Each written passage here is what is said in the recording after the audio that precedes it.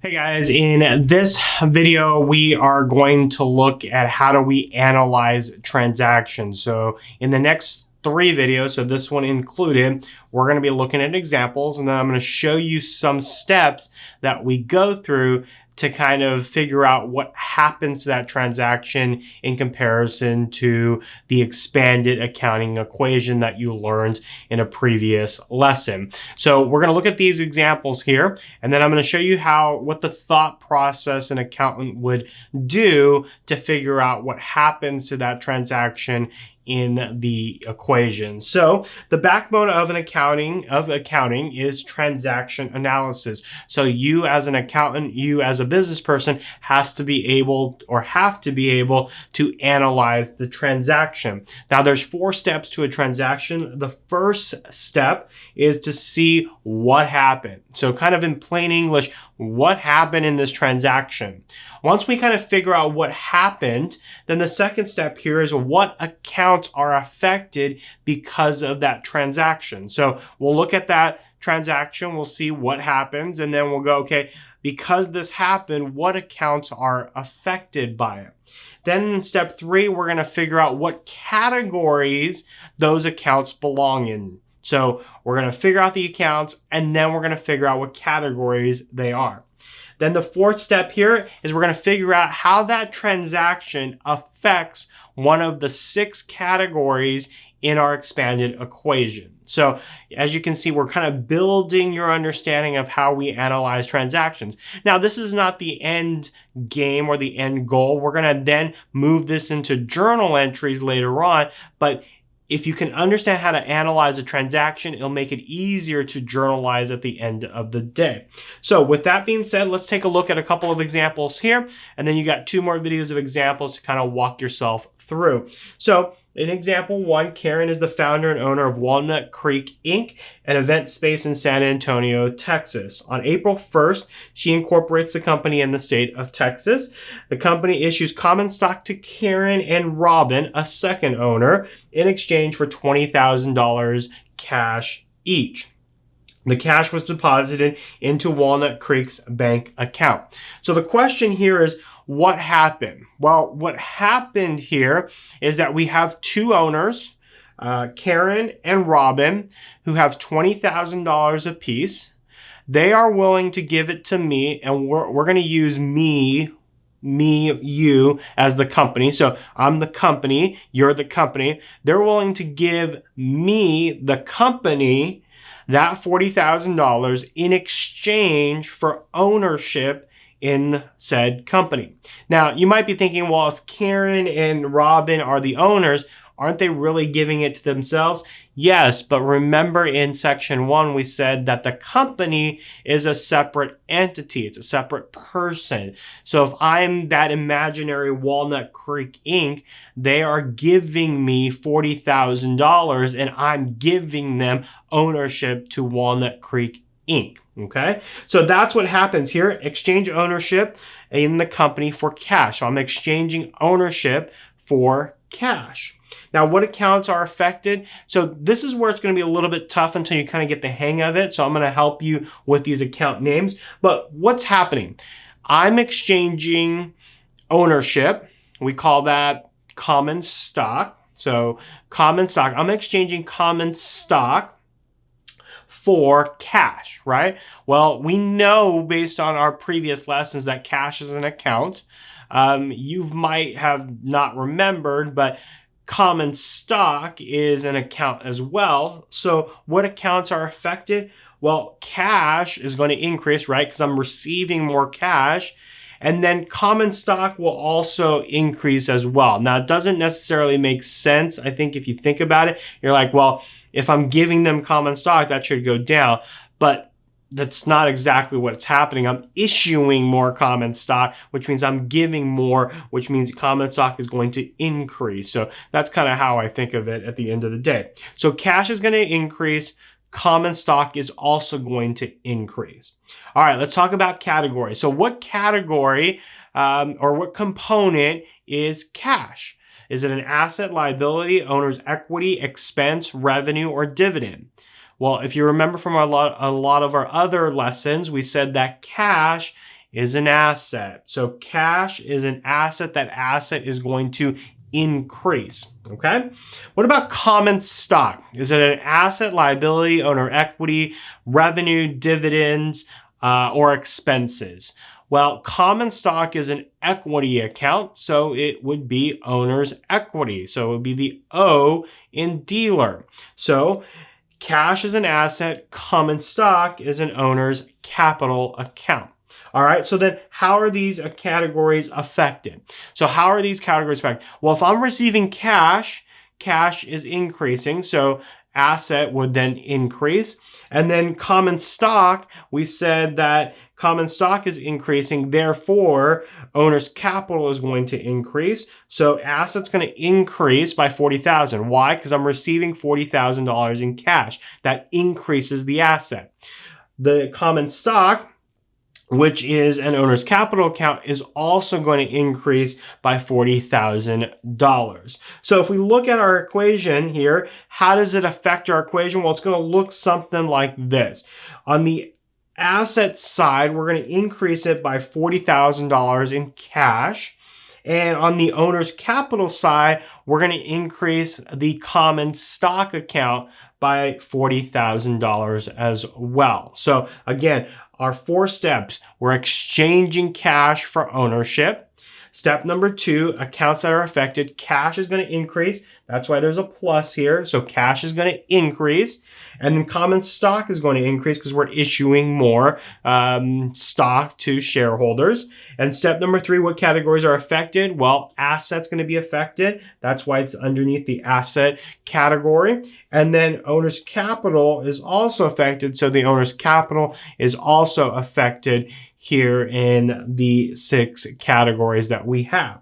Now, does this equation still make sense? So although there isn't a step 5 would be to look at this and ask ourselves, does it still make sense from an equation standpoint? Well, we've got 0 here plus 0 here plus 40,000 equals 0 plus 40,000 plus 0. 40,000 equals 40,000. We're good. The equation balances. So that's kind of the 5th check my work kind of a thing that you do here to make sure that it actually fits and it actually balances at the end of the day. All right, moving on to question 2. Example 2 here. Walnut Creek pays $650 in cash for a local artist to create their company's logo and imaging for social media. So what's happening here? Step number 1, what's happening? We, the company, Walnut Creek Inc., is exchanging $650 cash to someone to provide services to then provide us a logo, which we would then trademark. So they're providing us a logo or a trademark, okay? So that's what's happening here. We're exchanging cash for a logo or a brand imaging. So what accounts are affected? Well, we know cash is affected because I'm paying cash.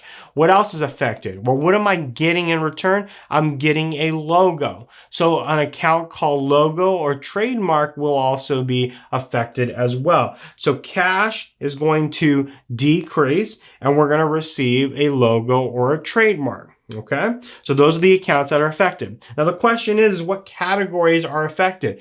Well, we're starting to get the hang of this. We know that cash is what type of category? Is it an asset, liability, owner's equity, dividend, revenue, or expense?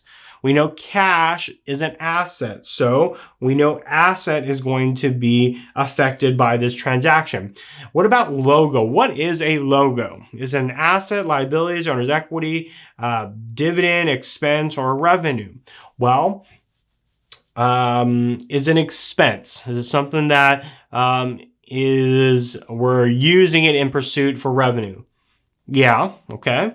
So that might be it. What about a dividend? Is it a dividend? Are we paying a shareholder? No, we're not doing that, so it's not a dividend. Is it a revenue? So are we getting money in exchange for services that we're providing it? Well, we're not providing the service, so it wouldn't be a revenue. Is it a liability? Do we owe someone? Is this a type of account where we owe someone? No, we're satisfying a service, so it wouldn't be a liability.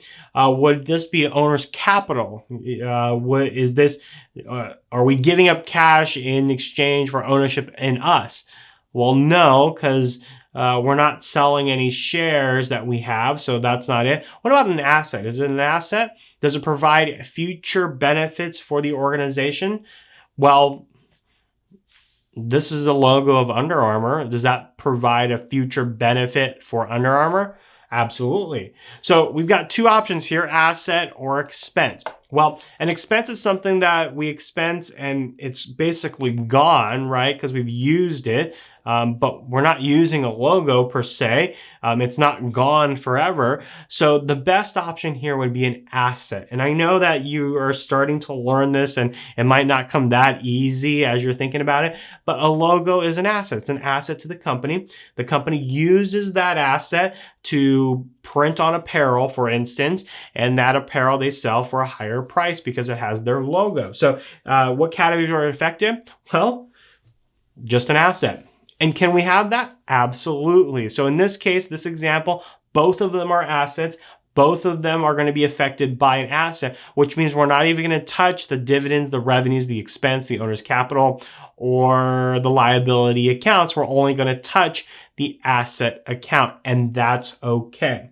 All right, how are these categories affected? Well, cash, is cash coming in or out? It's going out. So if it's going out, cash is going to decrease, which also means the asset's going to decrease. And what about the logo? Well, the logo we're getting, so we're kind of increasing the logo, at least from a cost perspective. So the asset will then go up due to the logo. So the asset's going to decrease by $650 because cash is going to go out, but it's also going to increase by $650 because we're getting a logo that's worth $650. So what does that look like here in our equation? Well, they're both assets, which means we're not even going to have anything here in the dividends, the expenses, the liabilities, and owner's capital and revenue. All we're going to have is just assets. So in this case, cash is going to decrease by 65, and then the logo is going to increase by cash is going to decrease by $650. The logo is going to increase by $650. So that's kind of what we do here. Now, does the equation make sense? Well, 0 plus 0 plus this would equal 0. 0 plus 0 plus 0. Does it equal out? Absolutely. Both sides is 0. So we've done a correct job on our transaction analysis here. So that is just two examples of a whole bunch of examples that we're going to go through. What you should work on here is sitting back here and going, what's happening in the transaction? Does it involve any accounts? And sometimes at this point, when you're just learning, you're going to have to make up the account names because you just don't know what standardized accounts are, which is fine. And then what's happening to them? What categories or components are they a part of? Once you get kind of that, then what happens to the account? Does it increase or decrease based on what's going on? Now, kind of a quick thing about that. So if we go back to here, to example 1 here, and sorry, I've got a whole bunch of mess here. You might have said, okay, cash goes up, common stock, I don't know if it goes up or down. Well, if you don't know if it goes up or down, you could kind of just skip it and go straight to the equation here. And if we know cash increases by 40,000, then we know that the asset's going to increase by 40,000. We know common stock is part of the owner's capital. So the only logical number that could go here is plus 40,000. Like, we couldn't put a negative 40,000 in there because it would mean that the equation doesn't make sense. Positive 40,000 equals negative 40,000 doesn't make sense. So sometimes if we don't know exactly what's happening, let's go back to the expanded equation and see what it brings to us. And in this case, we've got plus 40,000, and then we don't know what the common stock is, but we know that the equation has to balance, so it has to be plus 40,000 there as well. So just thinking about that when you're starting to solve these, if you don't exactly know if it goes up or down, if you can figure out one of them, then plug it into the equation and then go, okay, the other one has to be X, Y, or Z, because it won't balance if it doesn't. So that's kind of a technique you can use if you're looking at this and you're going, I don't know if it's going to plus or minuses. Now, another hint to this, if the question involves cash, start with that. Cash out, cash being paid means a negative number. It's minus cash. If cash is being received, then that has to be the positive. Now, depending on what you're doing, that would make whatever other side of the transaction exactly the same. So if it's a plus cash, then it would be a plus whatever on the other side. If it's a minus cash, it would be it could be a minus on the other side. So thinking about that, start with cash, and that might make it a little bit easier when you're looking at the transaction. So in this lesson, we kind of introduced you to transaction analysis. In the next two lessons, we've got a whole bunch more examples to go through, so it's going to work just like example 1 and 2. So I hope you enjoyed this lesson, and we'll see you in the next lesson when we go through more transaction analysis. Hey guys, it is Patrick. Don't forget to press the like button and share this video with someone who could get a lot of use from watching this lesson, like maybe a classmate or maybe a friend or maybe just a parent, just because you wanted to share this video because you're very excited about what you saw. Share it with someone. And if you want to help us grow and help us make sure that we put the very best in accounting topics out on YouTube, make sure you press the subscribe button and turn on that notification bell. That way you're alerted every time we post videos to this channel. Now, I do this with every one of my classes at the end of class. What did you learn from this lesson? Put that in the comment section below, and I'll respond to you on what you got out of this video. So hope you enjoyed this video, and we will see you in the next lesson.